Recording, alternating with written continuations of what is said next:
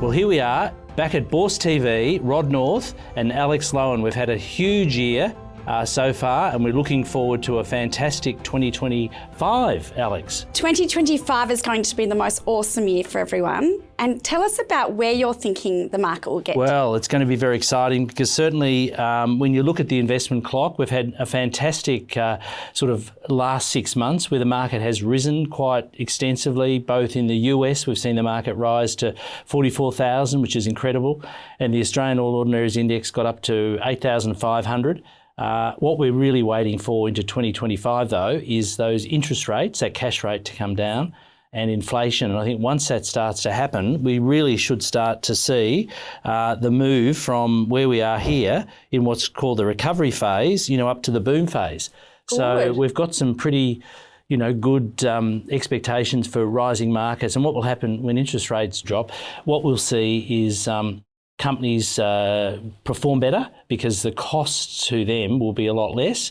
And that will mean they'll be able to fund, acquisitions. There'll be more capital raised. One of the things that's been really interesting, Alex, too, is that the ASX now has sort of over 20 companies wanting to IPO, initial public offerings, for 2025. It's fantastic to see. And a lot of people have been saying that 2024 has been a foundation year to get ready. Correct. To then boom into 2025. Gallop. Yes, we'll be galloping into it, hopefully, and I think that'll be a great thing. And I think it'll give people a greater level of expectation about where the market's going to go. So tell us a little bit about some of the companies that you've found interesting that we've interviewed this year. We've had a great success at the Microcap conference, the 13th annual, the 14th annual coming up. Absolutely. Well, the highlights, what I saw from the Microcap conference especially, was Bubs, seeing what they've been doing in the American market, absolutely, with what they've been doing with their organic product. And then obviously the best thing for people to see is the Intelligent Monitoring Group, to see that they've actually done a really successful cap raise as well as acquired ADT this year. So they've been my two highlights. And in particular, Intelligent Monitoring Group just announced this week that they've been able to get one of the top 4 banks to redo their whole financing, which will be very significant. So that will mean their cost of funding will come down substantially. So that will help power them, into 2025, 2026, where I think they'll probably look at a few other acquisitions. And that security area is a very, very significant area. And obviously with the acquisition of ADT, that was pretty incredible. So Australian, New Zealand interests, a worldwide name that's known for security. And of course, with all the things that have been happening, in Australia and around the world, security's become a big, big focus. I think a lot of people, both at their homes and their businesses, are looking at, what they need to do in that area too. Absolutely. So for security and bringing it to the households as well, what they can do now is bring the price down, can they? Yeah, they can bring the cost of it down.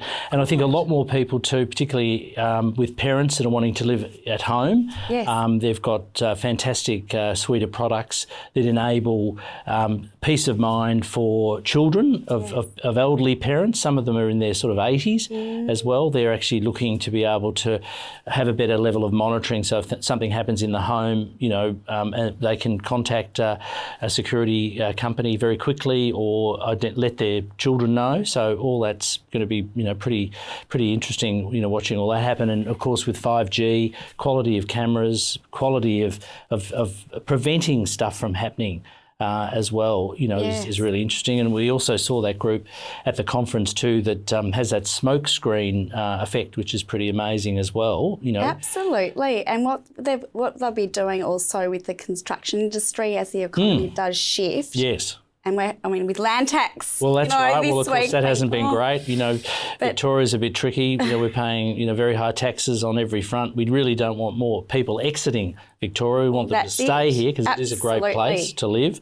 One of the other interesting areas too, Alex, that we've discussed is particularly in the mining and resource sector. I mean, there's $150 billion of gold still underground in Victoria. Well, tell us more about that, Rod. That's actually a really interesting point you raised because we really want to explore that. Yeah, a lot of people don't realise that in 2004, the gold price was $500 Australian an ounce. It's now 4,200 Australian dollars an ounce. To actually successfully process tailings, which is the above ground ore that comes out of the ground that still has a very high gold content, to process that and clean that up be a great opportunity for the Victorian government, for example, to have a look at, and they'd get the royalty, the gold royalty from that.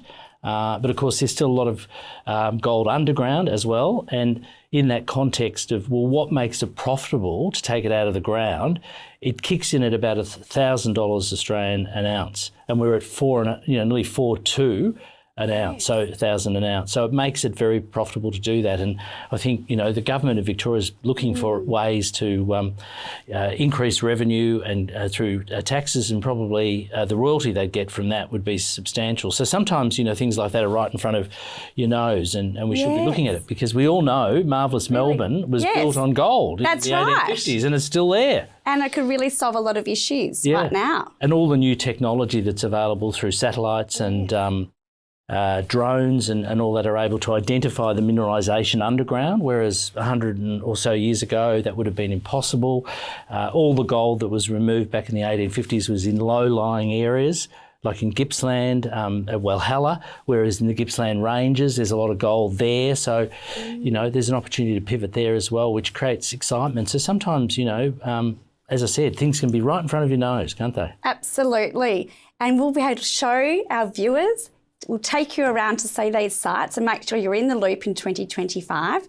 We're also going to be covering sports events. We're very excited with the Oz Open coming up, and then the Grand Prix. We're going to be really showing our viewers what's going on in marvellous Melbourne and around Australia with these companies, the ASX-listed reports.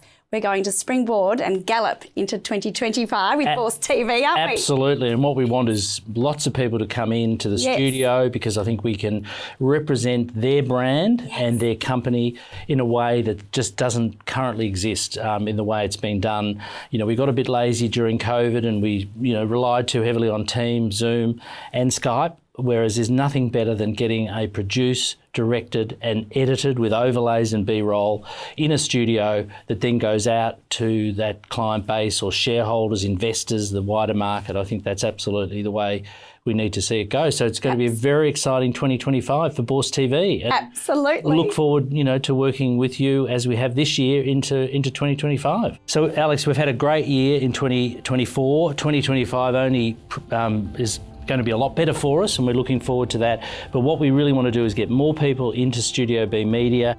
We want to get more people on BourseTV, because what we think we can do is lift their brand and their company to much higher levels than perhaps the industry standard has been. We want to get them up to absolutely the top level that we can get them to, and I think that's going to be very exciting. Oh, it will be. We won't just be doing video news releases, will we?